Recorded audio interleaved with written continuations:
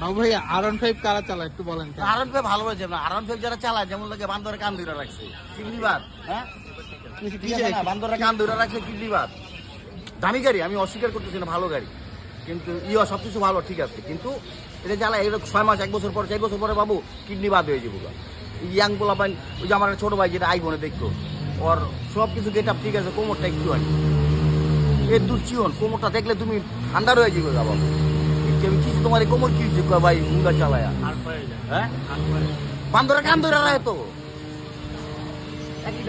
আমরা বাবু ভাইয়ের কাছ থেকে শুনতে পেলাম যে R15 যারা চালায় তারা হচ্ছে বান্দরের কান ধরে থাকে, বান্দরের কান ধরে মোড়া দেয়।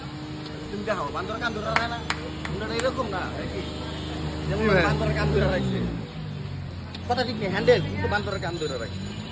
আর আরো বলতাম কিন্তু এটা যদি বলি আমার দূরে গরু রাখবো। না না ভাই বলেন, না না প্লিজ।